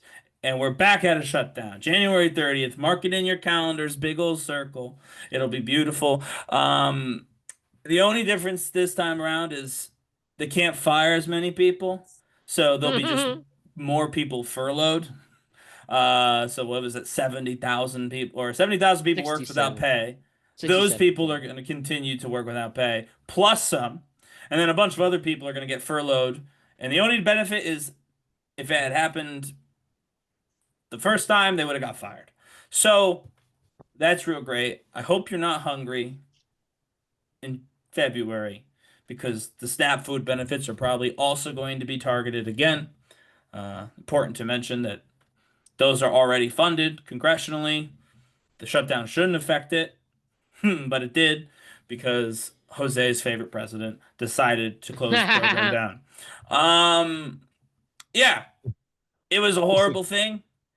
It's worse that it ended the way it did, and now we get to do it all again in January, making all 6 of the senators who switched to vote with the Republicans to reopen the government. Well, I mean, hey, if the government gets funded in January 29th, they're going to look like heroes because they're the ones who are like, I know we can get this done. When it doesn't get funded on the 29th and it closes on the 30th, they're going to look like schmucks because everybody and their mother said, this is not going to fix the problem. And they said, trust me, I'm a senator. This will fix the problem. So yeah, there we go. And that includes my senator here in Virginia, or one of the 2 of them. So I'm not gonna lie, I'll be back in Mexico in the middle of January, so I give 2 shits after that. Well, So, be careful though, because Why? here's the Why would- thing. If you're trying to fly home, no airports anymore. So you'll be stuck there. Jose has to start a new life in Mexico. Who's in it? Mexico. Who the fuck's getting stuck? I'll be back in fucking on the 12th or some bullshit. So Oh, I'm all right, January? thank you very much. January, no, actually January 18th or some bullshit. Oh, you'll be I'll fine back. then. Yeah, government will be I'll be open the back. whole time. Whole time, government will be open. Yeah. It We'll won't be good close to until go. after you get Mexico- back. They're and going to plus the wait till you get Mexican- back to close, Jose. So make sure you call your senators and thank them. Well, maybe. Let Well, I'll him- give 2 shits about them. I'll call the president. I That's don't true. see You do, them. yes. He's your boy. Call him and let him know thank you for not closing the government until after you get back from Mexico. A month later, we saw one of the greatest Game 7s of all time. Mm. The Los Angeles Dodgers won Game 7 of the World Series against the Toronto Blue Jays out in Rogers Center in Toronto. They win by a score of 5-4 in 11 innings. A game where you saw everything. You saw bench clearing brawls. You saw Toronto, no, sorry, not brawls, but bench clearing moments. You Mhm. saw Dodgers were up 3-0. They had a 1-run lead going into the 9th, just 2 outs away from winning the World Series. Miguel Rojas hits a stunning solo home run to tie the game at 4 from that. Then in the bottom of the 9th, the Blue Jays had the bases loaded. You had 2 moments. Isaiah Kiner-Falefa didn't have that big lead. Ball is sharply hit on the ground for Miguel Rojas again to make the diving play, throw it to home, literally inches away from scoring to win the World Series. Then the next at bat, Ernie Clement hits a deep ball in the gap in left field. And Andy Pajes makes the catch, colliding into Kike Hernandez. That'll now be a famous image in sports. Then later on in the 11th inning, Will Smith gets the go-ahead home run to take the lead. Then they close it out. Yoshinobu Yamamoto gets the 3-out save. Sorry, the 3-inning save, and Dodgers stay on top of the baseball world as as they will go for the three-peat this next season, and then baseball will never be around again because then the players are going to go on strike over stupid collective Salary bargaining cap? agreement problems. Mhm. Yep, the main thing being the salary cap. But we'll worry about that then. Millionaires and billionaires are fighting again. But honestly, that was a hell of a game. 2025, we did see game 7s in both the NBA and MLB, and both were interesting for different reasons. But MLB's game was epic, and that's exactly why we love sports, man. And the MLB, it honestly couldn't have happened better for them. Like there was very clear good guy, bad guy, right? Like I don't know very many people who, other than actual Dodgers fans, obviously, who were cheering for the Dodgers. Certainly not in that last game because it was in Toronto, right? But At first they were trying to get their first World Series in over 32 years. But also like there's been a lot of tension in Canada and the United States around that time. We saw some of that in hockey with the hockey fights and the booing and whatnot. Oh yeah, but also just in general, the Dodgers were going for another win. The Dodgers are far and away the juggernaut of baseball. They have a ridiculous amount of money being going out to to invest rather in their team and their players, and they do so correctly and wisely, and it's worked, and it will probably continue to work for the next year or 3. But yes, very clear, good guy, bad guy. Unlike the Super Bowl, which was 2 bad guys, but one of them was from Philadelphia, so they were kind of funny. And so yeah, I mean, it's perfect for sports to have that, to have 2 teams that you feel you can root for different reasons, 2 teams you can cheer or cheer against for different reasons, and then have them go all the way down to the end, 5-4, 11 innings. Like that's it. That's the whole reason you do sports, right? Is to get moments like that. And the fact that they got it, I hope that baseball was able to capitalize on it. We'll see how they do next season. Can't wait. Then just 2 days later, we had the famous election of Zohran Mamdani. Oh yeah. Zohran Mamdani was elected the mayor of New York City on November 4th, 2025. Mamdani received 58.8% of the vote, defeating former Governor Andrew Cuomo and Republican Curtis Silva. More than 2 million New Yorkers voted, largest turnout in a New York City mayoral race in decades. He's the first Muslim mayor and the first of South Asian descent in New York City history, the youngest mayor of New York City in over a century, and born in Uganda and is a dual citizen with Uganda with deep roots in Queens politics. And he will be sworn in on January 1st, and we'll see what this Democratic Socialist will do with New York City. That has caused plenty of controversy, from rich people being upset to Republicans being upset to people threatening to move out to people leaving their jobs already. Who Democrats being upset. A lot of stuff's going down there, but I'm excited to see what the soon-to-be mayor will do in a week. One thing he has going for him, like our co-host Jose, is he is also close personal friends with President Donald Trump, as it turns out. Yep. I love him. Your words. He's doing great. Mine. I mean, don't be wrong. He has openly called Trump a fascist, something that Trump has also called himself in Mamdani's presence. But yeah, no, I feel like you have to talk about both at the same time. Obviously, he won the election in November, and then later in November, he met with President Trump in the Oval Office. Trump famously had been telling people to vote for his rival from 2020, Andrew Cuomo, instead of Mamdani. Didn't work. They met, and now they're boys, according to Donald Trump. And he thinks he'll do a very good job. So I feel like that's all wrapped up into one. But as Matt said, so far this year has been the Mamdani vibe. We'll have to see next year what the Mamdani administration actually looks like on the ground in New York City. Yes, sir. Yes, sir. Yes, sir. We expect beautiful things from him. Beautiful things. That's an interesting politics you have, Jose. Also, later that month, we had the infamous Akash Singh controversy where him and his wife were getting infamous themselves, where his wife talked about her promiscuous past and, in Ryan's words, joking around about popping her pussy and all of that you stuff. go watch that clip. So Akash, embarrassed by his wife, not taken seriously anymore. But Ryan, you say it's okay because she was just joking around. I, for one, cannot believe Jose? that this is the fact that we're talking about this again is not surprising. The fact that we're doing it on the timeline episode, that this is Akash Singh is one of the biggest things that happened in 2025. People were killed in 2025. People were elected. History was made in 2025. But also, Akash Singh has a wife, and that wife has said she had a roster of white frat boys in college. And she says she wanted to fuck his best friend.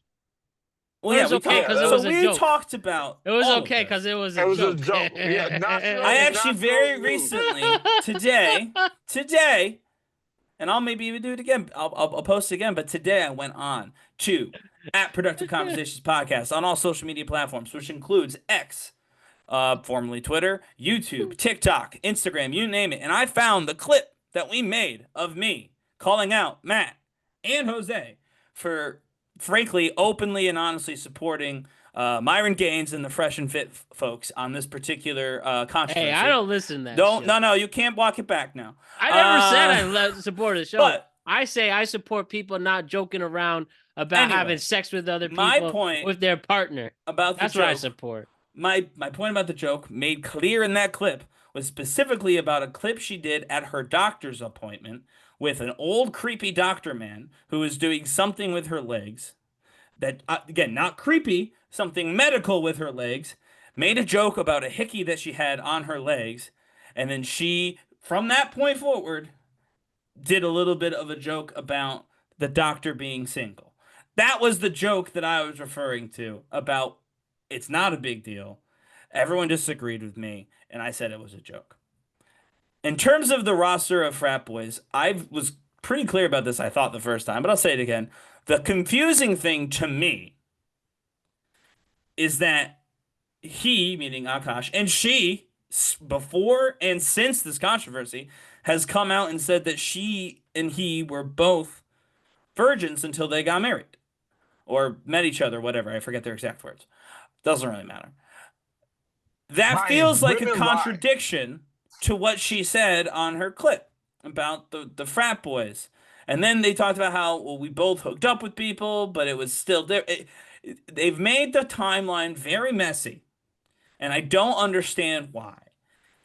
It's not a problem if she had previously slept with other people when she wasn't dating her now husband. It's not a problem if he had previously slept with other people when he wasn't dating his now wife.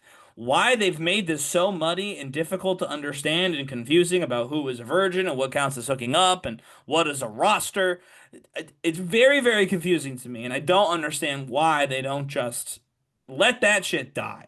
Because they were wrong. Not because it was wrong of them to say what they said or do what they did at any point in time, but because it's just so damn confusing and hypocritical of the other things they're saying.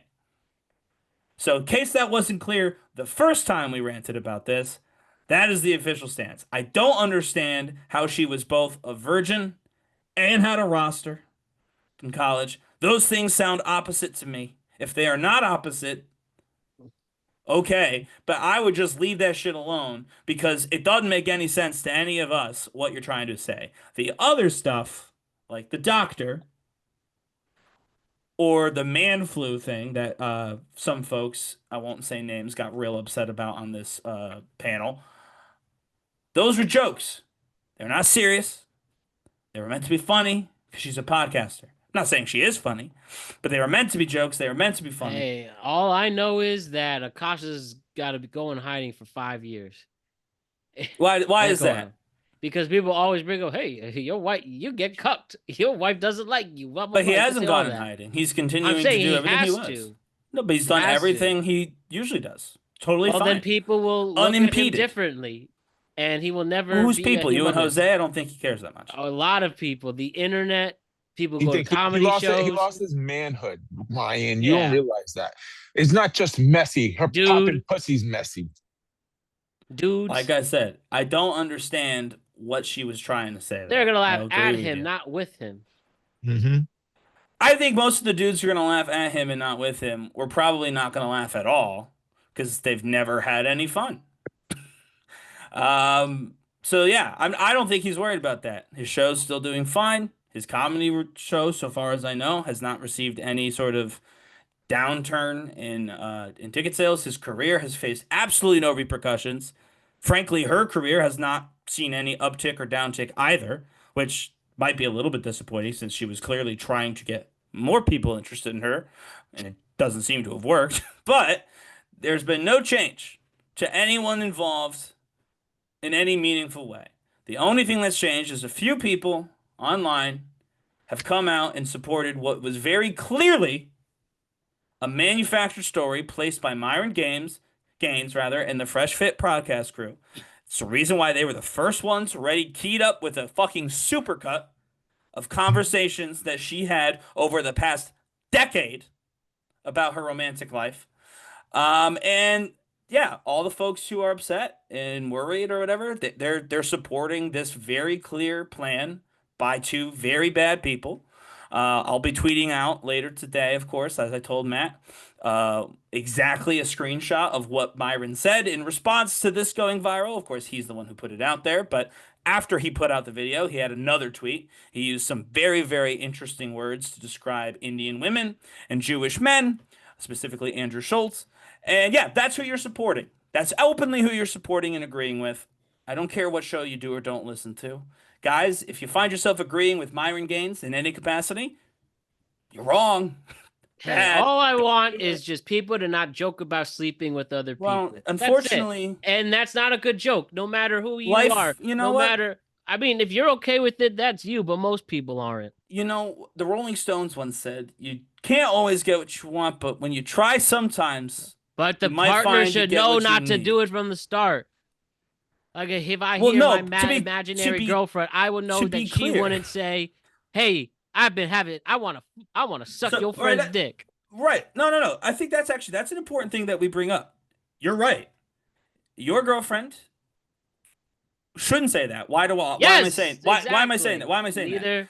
Why am I saying? Hold on. Why am I saying that? I'm saying that because now this is the second time in like 3 weeks that you've put this on the show because you very clearly are not okay with what she said, right? So that means for you specifically, and presumably Jose as well, this is something that bothers you. You don't want your girl to say that. Got you. That's fine. Something you should absolutely not have to deal with. If it's something that will bother you, jokes about your sex life or your girl's sex life, etc., that's something that if a partner really respects you, they would honor, and they wouldn't make jokes about that. That does not mean that everybody has the same viewpoint on that sort of content. Now, as Matt said, I just want people not to say that. Well, the people in your life shouldn't say that because they care about you and they want you to be comfortable. You have never met Akash or Jasleen Singh. We may never meet them. What we want them to do is worth absolutely nothing, which is why I say you cannot always get what you want because we don't know them. Like we I cannot said, control them. We don't get to tell the world how they get to act. Says is the manhood and perception. And if you're okay from Matt with and Jose, like correct. Not from us, many of us, many from Matt people, and Jose, and many people like many people. That's right. Like Myron Gaines. There's many people, whoever it is. 3 of them are Jose, Matt, and Myron Gaines. Again, we already talked about it. We made a clip. Yeah, we'll if you wanted to have that happen to you. I didn't want again, if you're okay with it, I am okay with it. Then just know what's at risk then. There's nothing at risk. Jose came at my manhood on that clip, and I pointed out that he was a little boy my wife wouldn't even fucking look at. So I don't. What do you want from me, Matt? There's no. You might have an issue with the manhood thing, and that's fine. You might see his manhood as being compromised. Jose, we know Jose sees that. We know Myron Gaines sees it that way. But If just because anything, it's three just for people the see it respect that of. way, It's just for the it's respect more of than three people? three. There's Or more than us. I know only three people, but yes, I'm sure there's more people who think that For way. the I'm not saying respect it's of the only love in the relationship, I think your bond and connection grow stronger by not we having don't get that. to tell them how we to have that. do a bond or connection. It's their bond, But not it's also ours. common sense, though. It's their The bond, common not sense. ours. Okay, then Jokes they're are part of the not a weird problem. people we don't respect. They don't need our. Well, I they don't. So I need that. disagree. Tell I don't that. have any disrespect for either of them. The people I disrespect are the people who are freaking out about this. That's who I don't have respect for. Like I said, there is that love is sacred. Doing that proves the point that love is sacred, that you don't make those jokes. But if you don't think that, be my guest. Have somebody go in the corner while your partner or wife is getting fucked. It's not what they And did, you though. enjoy But that's that. not what they did. That's not what they did. Get fucked. Oh, I'm not going to end this segment on a lie. So we can end it on the truth. No, or we won't end the segment. I'm saying hypothetically, it's But the same thing. We If know they're what okay happened. No with sitting in hypothetical. the We know what corner happened. with that happening, and But they that's love it. unrelated. That's not related to But any. I'm putting this in the context here. in Okay, this. but we If don't they know like because it, they like it. sure, I'm saying but that's for not what we're anybody talking about. who jokes about having sex with other Who jokes people about with and their has partner sex in with the other room. people is not the same thing. So I'm saying they're two different things. Okay, if you want to do it, that's you. I have my opinion on it. You have your opinion on it. I've said so that go already. enjoy it. You enjoy your Akash with the other narps and bozos, Yeah, and the you guys poppin' have pussy fun at your bitches. club over there. Yeah, Good. we We want to will. be in there. Excellent then. All right. So next, on December 13th, though, wrestling saw one of their most popular figures in their career, John Cena, finishes off with Gunther. Gunther makes John Cena tap out. Cena walks out in the sunset. And, since then, Cena, people talked about the ending and hating it or thinking Cena shouldn't have given up in the end. It is funny when Cena goes on Cody's pod and pretty much says, get over it, life goes on. And it makes sense for the story that he was just ready to put this behind him. And I said it 2 weeks ago, and I say it now, that Cena had a perfect ending, and now we'll see what's next for him and the WWE. It's definitely a big deal, and it's interesting. Yeah, there's a lot of power in Get Over It, Life Goes On. And I will say for Cena, I think that was the perfect ending. I really don't think that was a bad ending. I also don't understand. I mean, obviously everyone has their own opinions, of course. I don't understand the idea that it wasn't a good ending. Like, what part of it was bad? Cena losing? That wasn't bad. John Cena's never wrestling again. Why would you give him the win? Gunther, I mean, I don't think Gunther needed to beat John Cena to be a big star, but it's not going to hurt him. You know what I mean? It's certainly not going to make you a worse star for having beat John Cena in his last match. So, what is the benefit of John Cena going out and a win to never wrestle again, to never pay it forward? There makes no sense. And then the tap out thing, which is a separate issue. You could say, I don't mind that he lost, but I mind that he tapped out. Well, the whole point is John Cena's thing was never give up. That's like his actual saying. And the point is, in his very last match, he fought till the end, and it was finally time, after however many decades of never giving up, to tap out. Which, yes, is to give up. The people say tapping out's not giving up. It is giving up. It's submitting. But the point is, he gave up one time, and it was in his last match because he was finally done. He had finally met his match. He finally had no way back. He finally had, he knew he had been beat. And so, he submitted. To me, that's a perfectly logical ending for a character you've built up for however many years of Cena never loses because he never gives up. To have him lose by giving up in the last match, I think it makes perfect sense. So I really don't understand the critique. I mean, it seems like Matt agrees. I don't know if Jose does or not. I don't think we talked about it. But I would love to hear someone make a coherent argument about why that ending was bad. Because I really don't get it. I'd like to hear it too. I have heard other Oh, perspectives, but you're waiting for me. You're waiting for me to go against Ryan. I Did mean, you I like can't. it? I thought it was a fitting ending. You Yeah. get both sides of the picture. I get both sides of the picture. It makes Gunther stronger. Yeah. It gives him the rub. And the guy that never gives up had to give up on his last match. It's kind of like if you look at Poetic. X-Men Yeah. Logan, Logan had to give up at the end. He dies. He had to give so it's a perfect ending. I get where everybody's like when you spending like $5,000 for a I mean, fucking yeah, row as a seats Cena and you fan, I'd love yeah, to see Cena win, right? But right. doesn't mean it was a good ending if he won. I think this was a good ending. You know what I mean? Yeah, it's a perfect ending. I mean, I get it. If it would have depended on the wrestler. If it was Brock Lesnar, then you would have Cena won, or like, but it's an up Sure. and comer, and he's the future, so you had to give him the rub. Sure. It all depended on the wrestler, realistically. If it was an older one, you give Cena the win. If it was a young and up and comer, you're gonna give the young and up and Right. comer the win. Yeah. If this was And, like Randy Orton, if they'd held off on Randy Orton and made the last match Randy Orton versus John Cena, sure. You want to give John sure, Cena the Cena win, the win, fine. That's right? not But gonna it's kill, like not gonna end the world, but it's the still not gonna perfect. be as good an ending, in my opinion, as this Yeah, one. but the perfect example is if you go back is like Brock Lesnar versus Undertaker. Like Yeah. that ending made no fucking sense. And to this day, it's the one match you can go back to and it's like, what the fuck were they thinking? And it's the same process. They did not repeat on the Cena because at the end of the day, you knew why. Nobody Yeah. like there's difference. You It doesn't understand the help that process, Brock right? Lesnar squandered all that goodwill that he got Well, from the Undertaker win by being a they should gross have gave dude. But they fucked up. They should have gave it to honestly Roman Reigns, even though at that time he was the younger up and coming. They just waited a year later after the loss to give it well, to him, right, which I made don't know why no they should fucking have just sense. let him beat Brock and then lose the next year to Roman. It would have been the same exact thing that Right, happened minus the loss. But anyway, it doesn't matter. right. the final thing to discuss in 2025, and I think it's fitting, the architects of AI won Time Magazine's Person of the Year, a recognition of their enormous technological and social influence to reflect the complex to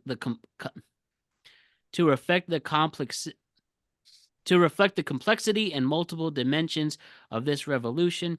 The magazine runs 2 different covers, setting up more to come from the AI world. That's what I got from that. I feel like 2022 was the year AI really was introduced to our society, and 3 years later, we've only seen it significantly improve. I'm personally interested and amazed by what AI can do. AI has been used a lot on this show to improve its production and quality, specifically its production in social media. And yeah, it's going to keep growing and growing and growing. And, now I really do have to, one, look at comments on certain videos if people give away if it's AI or not, or you could see it with your own eye. Mhm. And soon it's going to be harder and harder seeing where it's going to go, what's it going to predict, all of that. And yeah, this was definitely another year for AI to keep growing its influence, and it's only going to keep growing more. Artificial intelligence, boys. Yeah, no, it's definitely going to keep growing. I think it'll be like the internet, right? There's a bubble. I think we're in it. It will break, but I feel like people forget like the internet bubble did break, right? The dot-com bubble, but the internet didn't die. It just changed. You know what I mean? Mm-hmm. And so Adopt like it. right now there's like a gazillion AI variants. Every single person who has ever come up with an AI is currently a multimillionaire at minimum. That's like the floor for AI tech, AI CEO slash inventor. But it will eventually blow up. A lot of those people will eventually lose their money. Mm-hmm. Their investors are not all going to get their money back. However, I don't believe that AI is gone. I think AI is for sure here, and this year proves it. AI is never going away. It'll change once the bubble breaks. Uh, If that's good or bad, I don't know, but it will change once the bubble busts. But at the moment, it's in a boom period, and all we can do is watch it happen, see when it breaks and then see what it looks like after that. I'm I ready if guess you you could guys are. learn too. Like again, as I mean, Matt we said, have you no could choice. try and use it, but a lot of people don't like that answer. So I'm talking about everybody else. We're going to keep trying to use it because we're not idiots who are going to be left behind when everybody else starts using something. Right. Well, we are the champions, right? I guess the champion Sure. of AI graphics for Twitter.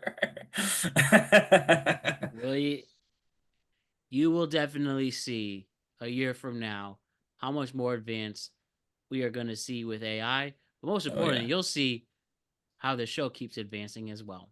So with that, we conclude our 2025 timeline. Great year, gentlemen. Thank you to each and every single one of you who've been with us all 2025.